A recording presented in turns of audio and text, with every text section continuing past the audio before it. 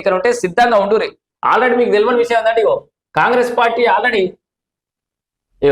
కాంగ్రెస్ నుండి ఎంపీటీసీలుగా అవకాశం ఇవ్వండి, అధిష్టానానికి ఓడిపోయిన సర్పంచ్ రిక్వెస్ట్ అని చెప్పేసి ఆల్రెడీ ఆ పార్టీలో ఏదో కసరత్తు జరుగుతుంది కాంగ్రెస్ పార్టీలో ఎంపీటీసీ జెడ్పీటీసీలకు. సో ఖచ్చితంగా ఎన్నికలు ఉండే అవకాశం ఉన్నట్టుగా మనకు ఆ వాతావరణం చూస్తే అర్థమవుతుంది. మిగతా అభ్యర్థులందరూ కూడా ప్రిపేర్డ్గా ఉండురి. ఇక మున్సిపల్ ఎన్నికలే కదా, నేను పల్లెటూరుని నాకు ఎంపీటీసీ జెడ్పీటీసీ ఎన్నికలు వచ్చారని చూద్దాంది అని అనుకోకూరి. ఇప్పటి నుంచి వర్కౌట్ చేసుకోరి. ఎంపీటీసీ జెడ్పీటీసీ ఎన్నికలు ఫిబ్రవరిలో ఉండే అవకాశం ఖచ్చితంగా ఉన్నట్టుగా అయితే ఈ వార్త తెలుస్తుంది. మొత్తానికి 550 కోట్లు అయిపోయినాయి.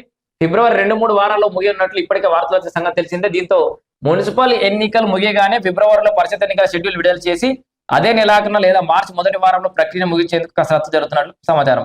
వాస్తవానికి పరిషత్లు, పంచాయతీలు, మున్సిపాలిటీల పాలక మండల పదవీ కాలం 1.5 ఏళ్ల కిందటే ముగిసింది. అయితే స్థానిక సంస్థల ఎన్నికల్లో బీసీలకు 42% రిజర్వేషన్లు అమలు చేయాలనే ఉద్దేశంతో ప్రభుత్వం ఎన్నికలు వాయిదా వేస్తూ వచ్చింది. కానీ 15వ ఆర్థిక సంఘం ద్వారా ప్రస్తుత ఆర్థిక సంవత్సరంలో పంచాయతీలు, జిల్లా పరిషత్లు, మండల పరిషత్లు 3000 కోట్ల మేర నిధులు రావాల్సి ఉంది. ఇందులో పంచాయతీల వాటా 2450 కోట్లు కాగా జిల్లా పరిషత్లు, మండల పరిషత్